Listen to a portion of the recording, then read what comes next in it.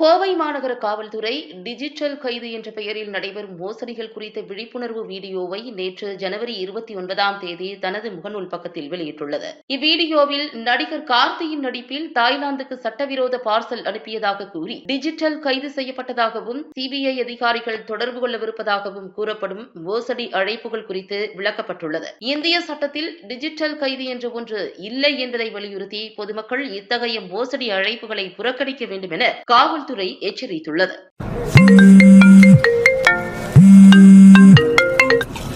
Hello கார்த்தியா?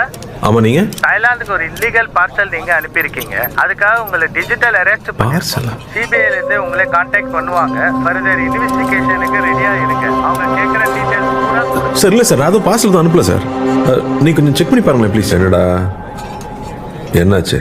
நான் ஏதோ கொரியரில் drugs அனுப்பிச்சிருக்கேன், தாய்லாண்டில் மாட்டிக்கிச்சு, டிஜிட்டல் அரெஸ்ட்னு சொல்கிறானுங்க. முதல்ல ஃபோனை கட் பண்ணு. இன்னும் கொஞ்சம் நேரத்தில் ஃபுல் செட்டப்போட வீடியோ கால்லேயே வருவான். சிபிஐ ஆஃபீஸர் பேசுகிறேன், இதை பற்றி வெளியில் யார்கிட்டையும் சொல்லக்கூடாதுன்னு சொல்லுவான். உன் Aadhaar number, bank account number வரைக்கும் எல்லா டீட்டெயிலையும் புட்டு வைப்பான். ஸ்கேம் கால்டா அது. ஸ்கேம்.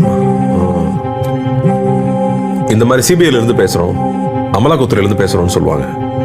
உங்களுக்கு பரிசு விழுந்திருக்குன்னு சொல்லுவாங்க. பேங்க்ல இருந்து பேசுறோம், உங்க ஓடிபி நம்பர் கொடுங்கன்னு சொல்லுவாங்க. இப்படி பல வித்த வச்சிருக்கானுங்க, ஏமாந்துடாதீங்க. நம்மளுடைய பேராசையும் அறியாமையும் தான் இந்த மாதிரி சைபர் ஃப்ராட்ஸ்க்கான மூலதனமே. டிஜிட்டல் அரெஸ்ட்ங்கிற ஒரு சட்டமே நம்ம சட்டத்துறையில இல்ல, நம்ப வேண்டாம். இதுல மக்கள் பல கோடி ரூபாய் ஏமாந்துருக்காங்க.